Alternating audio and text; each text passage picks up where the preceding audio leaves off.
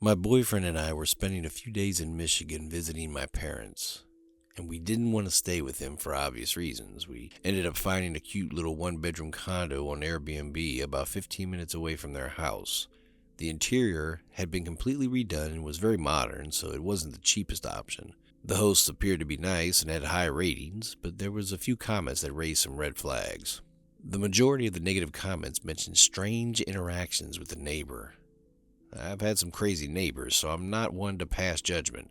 I simply mentioned it to the host prior to booking, and she stated that her neighbor is nosy and that when people try to enter the Airbnb, she becomes defensive. But she said she'd notify the neighbor about our presence and appearance, so everything should be fine. Everything went swimmingly the day we arrived. We met the host, who lived nearby, and she gave us the key to the front door as well as the code to the apartment itself. We unpacked everything, and then we went to my parents' house for dinner. I had a few drinks to deal with my mother throughout the night, and before we knew it was 10 p.m. and time to return to the Airbnb. We arrived at our rental. Now, each complex has 4 apartments, 2 on the bottom and 2 on the top, with ours being on the top left. When we pulled up, we noticed a small figure standing in between some curtains in the top right window of the apartment. I felt strange right away. Who just stands there staring out the window? My boyfriend parked as I walked out, and I looked up to see that she was still there, staring at us.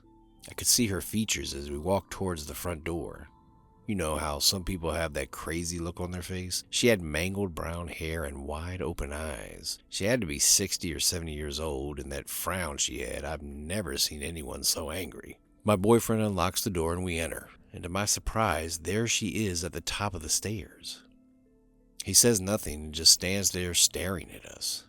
He's small and round, but the way she stood revealed that her arms and legs were very thin. My boyfriend and I exchanged a brief glance before starting up the stairs.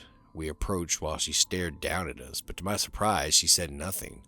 She simply stared at us with her creepy eyes. As my boyfriend entered the code and we rushed into the flat, I kept looking back. What the hell was that? My boyfriend asked softly, his face puzzled. I shook my head, relieved that she didn't try to talk to us. Nothing out of the ordinary happened for the rest of the night until we heard a banging on the front door. I jumped out of the bed to find my boyfriend is already awake. Banging continued for about a minute or two before suddenly ceasing. When I checked my phone, it was nearly 4 a.m. Who was pounding on the door at this hour? My boyfriend approached the door, whispering to me that he was going to check the people to see what was there. I followed him slowly as he inspected. He returned my stare, clearly perplexed. I heard him gasp as he opened the door slightly to look around. What? I approached him slowly, whispering. There were dead rats on the welcome mat outside the door. They appeared to be completely destroyed, with only one of them still attached to their heads. He shut the door and we agreed to call the host later that day. I tried to sleep, but the images of those rats kept playing back in my head. I checked my phone after a while and saw that it was 6:30. Accepting that I wouldn't be able to sleep, I got up to make coffee, and as I was doing so, I heard the neighbor's door slam shut. I looked out the kitchen window, which overlooks the parking lot, and hoped to get a glimpse of the crazy lady. There she was, standing and staring at our parked car. Not even looking at what was inside, she was just staring at it. She looked so focused on her car for the longest time, and then she slowly turned her head to look directly at me. I jumped back a little bit and immediately heard her shriek. This horrible blood-curdling shriek was like she was being attacked. My boyfriend ran out of the bedroom, obviously alarmed, and we both looked out the window again. The neighbor was standing there, holding her head, screaming at the driver's side window. She grabbed the top of the car and started banging her head, screaming things like, "They never leave! When will they leave? And why do they keep coming?" I started recording for insurance purposes, and my boyfriend called the police and then the host. By the time the police had showed up, she was laying on the ground next to her car, which had very little damage considering what we had just witnessed. The host profusely apologized and said that this had never happened before and refunded our entire trip. We got to see the lady taken away in handcuffs, though it took her a while to comply. We never found out what was wrong with her, but my theory is something just snapped, and we just happened to be the ones that were there when it happened. But I do know that you should take every review into consideration when booking an Airbnb. Every single one. This occurred a few years ago when my friends and I were in our sophomore year of college. We wanted to celebrate a little bit to kick off summer break after finishing school for a few months. We all worked part-time jobs near campus and saved money. We decided to go big and spend a few days in Las Vegas, where none of us had ever been. We started by looking through hotels in the city to find something affordable but still large enough for the four of us. We eventually gave up and began looking at Airbnbs, which were generally cheaper and larger. We found a few good ones, but we settled on the largest with the most rooms. A few weeks later, our Uber picked us up from the airport and dropped us off at the house. It looked even bigger in person, and we were all looking forward to spending the next few days here. We all unpacked and relaxed for a couple of hours because we were exhausted from the flight. My friend Alyssa and I were the only ones awake a few hours after the sun went down. It wasn't too late, probably around 8 or 8:30, but the other two had decided to sleep in. With nothing else to do, Alyssa suggested going for a walk outside and exploring the neighborhood. I agreed, eager to see the one-of-a-kind houses. I should mention that our Airbnb was very nice, and the neighboring houses were also very nice. We didn't think twice about going for a walk around because it wasn't a dangerous street or anything. We stepped outside and began walking down the street. The street took a sharp turn after passing 6 or 7 houses and connected to another crossing road with homes on the side. It was strange because these houses were nothing like the ones we had just passed on our street. These were basically rundown shacks, and I don't mean to be rude, but it was strange to see such a drastic change in housing only after turning the corner. We continued on, noticing broken windows, missing mailboxes, and worn-out vacant signs on many of the doors. One of the houses even had a ripped and stained sofa chair in the middle of the front yard. We agreed to take the next left and return to our Airbnb. However, a few minutes later, we noticed a small SUV approaching us from down the road with its headlights turned off. As it got closer, it slowed down and eventually came to a stop right next to us.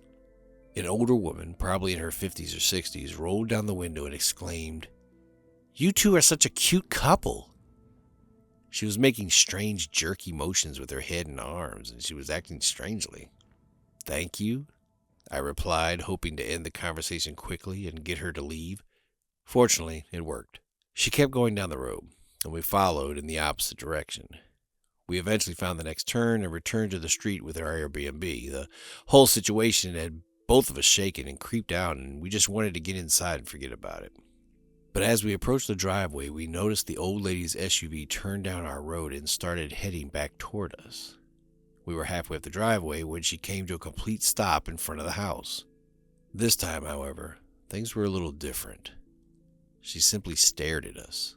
She didn't say anything. She didn't even show any emotion on her face. She was simply staring. Alyssa dashed inside and I followed. As I was closing the door behind us, I heard the car continue down the road. We stayed up a little longer, locking all the doors, checking the windows just in case she returned. After an hour, we decided that we were probably fine and we went to our rooms to get ready for bed. We told our other friends about what had happened the next day, and they were equally terrified. We ended up telling the Airbnb owner about the situation, and we even asked if we could cancel our third day so we could leave early, which he thankfully agreed to. We decided to spend the rest of the day away from the house and in the city, hoping to enjoy at least one of our days in Vegas. We ended up having a great time, but as the night drew in, we were ready to call an Uber and head back to the house. During the ride back, the owner texted me, "Is this the lady from last night?" with a picture attached. When I opened it, I saw a screenshot of the lady standing outside the house from the Ring doorbell footage. I immediately responded to the owner and showed all my friends. We didn't know what to do, so we asked the driver to drop us off at a hotel parking lot just a few blocks away while the owner called the cops. After about 45 minutes, the owner called to say the house was clear and we could return, but he also mentioned that the police had not found the lady. This obviously did not make us feel any better. We arrived at the house and immediately began packing all of our belongings so that we could leave first thing in the morning. Nothing happened overnight or the next morning, but I can assure you that none of us slept well. We left as soon as we could and headed for the airport. This was undoubtedly one of the strangest things that had ever happened to me, and I still think about it frequently. My only piece of advice is to always check the area around your Airbnb before booking it. I'm not sure what she wanted or why she was stalking us, but it scares me to think what could have happened if the owner didn't have a doorbell camera or if we had stayed the third night. It was the end of April, and I was preparing to relocate from Chicago to Nevada. To make things easy on myself, I hired a company to take all of my boxes and send them to the new address. I planned to take a road trip down there, staying in hotels or Airbnbs along the route and relaxing for a few days. The whole journey time would be about 30 hours, so I divided it in thirds and decided to drive 10 hours every day and stay somewhere overnight. After calculating the timing, I determined that my first stay would have to be on the outskirts of Nebraska. I scanned through Airbnb looking for something affordable because there wasn't much to do in Nebraska and I really just needed somewhere to rest for 8 hours before heading back out on the road. I discovered a 2-bedroom, 1-story house. Although I didn't require the extra bedroom, the price was so low that I didn't mind the extra space. However, I thought it was odd they only showed pictures of 1 bedroom. But once again, it didn't make much of a difference to me, so I booked it for the next night and went to bed. I finished packing my car with the rest of my belongings in the morning and began the drive. I left a little later than I had planned, but I figured it wouldn't be too bad if I had to drive in the dark for a few hours. If you've ever driven through Nebraska, you know how flat it is. There are stretches of hundreds of miles with no buildings at all. I arrived at the Airbnb a couple of hours after dark. It was down a short gravel path, away from the long, empty road I'd been on. I was initially disappointed because it appeared to be much more worn down on the outside than in the pictures. I reminded myself that I was only here for a few hours to sleep, so it didn't really matter. I gathered my belongings and proceeded to the front door. The owners usually leave the key in a key box and give you the password, but there was no key box on this door. In fact, there was no lock at all. It was one of those simple doorknobs you'd find on a closet door. I started to feel uneasy, but I didn't have many other options. I opened the door and stepped inside to stay. Surprisingly, it was actually quite nice on the inside. The living room and kitchen were well furnished and appeared to be kept up with. I went to the first bedroom but discovered that it too lacked a lock. Fortunately, the second bedroom did, so that's where I decided to start unpacking. But there was one aspect of this bedroom that made me extremely uneasy. A small old doorway stood directly in front of the bed on the wall, about 3 feet tall and 2 feet wide. This is the actual photograph I took of the room's doorway. The more I looked at this door, the more uneasy I became. But there was no way I was going to stay in a room I couldn't lock. I attempted to open it to see what was behind it, but it was locked from the inside. I figured the owner probably just kept cleaning supplies or extra towels back there, but the door gave me the creeps. But I was getting tired, so I only unpacked what I needed for the night and began to prepare for bed. I awoke in the middle of the night to a soft tapping noise coming from the bed's edge. With the exception of the tapping, the entire house was silent. I reached for my phone on the nightstand as quickly as I could and turned on the torch. The tapping stopped as I shone the light towards the edge of the bed. I'm not the type to be scared easily. I can be creeped out or nervous, but I'm never scared. But there was something about that small doorway on the edge of my bed in that moment that terrified me.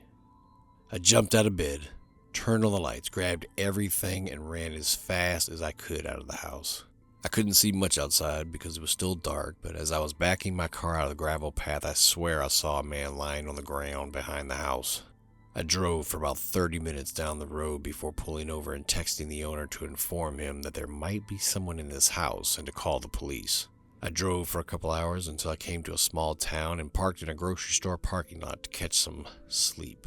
I'm still not sure what happened at that Airbnb, but the creepiest part was when I checked my phone in the morning and saw that my message had been read just a few minutes after I sent it, but the owner never responded.